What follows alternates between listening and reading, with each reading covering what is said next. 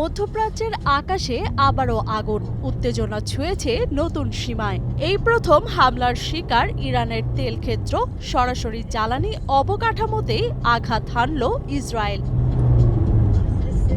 রোববার রাত অন্ধকার আকাশ চিরে উড়ে যাচ্ছে যুদ্ধবিমান।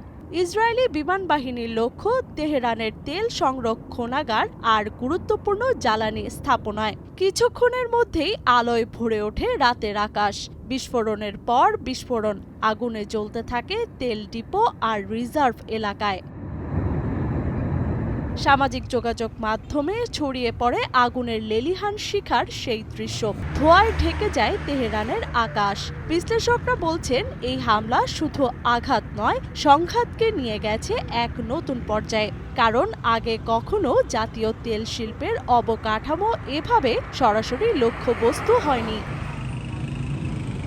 শুধু তেল স্থাপনায় নয়, বিস্ফোরণের খবর আসে তেহরানের প্রধান বাণিজ্যিক বিমানবন্দরের কাছ থেকেও। প্রত্যক্ষদর্শীরা বলছেন, টারমার্কে দেখা গেছে পুড়ে যাওয়া বিমান। তেহরানের বাসিন্দাদের ভাষায়, গত রাত ছিল তাদের জীবনের সবচেয়ে ভয়াবহ রাত।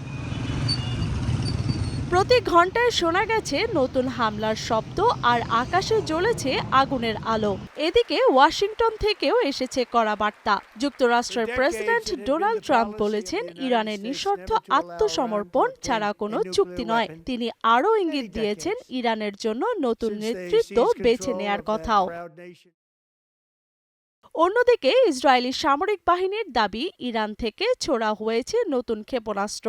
তাদের প্রতিরক্ষা ব্যবস্থা সেই হুমকি প্রতিহত করতে কাজ করছে। দেশজুড়ে নাগরিকদের মোবাইলে পাঠানো হয়েছে জরুরি সতর্কবার্তা। দ্রুত নিরাপদ আশ্রয়ে যাওয়ার নির্দেশও দেওয়া হয়েছে। এদিকে সংঘাতের আগুন ছড়িয়ে পড়েছে আরও দূরে। ইরাকের উত্তরাঞ্চলের বসরায় একটি তেল ক্ষেতে ড্রোন হামলার পর দাউ দাউ করে জ্বলছে আগুন। নিরাপত্তা কর্মীদের দাবি, তেল কমপ্লেক্সে বিদেশি কোম্পানির আবাসিক স্থাপনাগুলো ছিল হামলার লক্ষ্য। লিয়ানা শারমিন, সময় সংবাদ।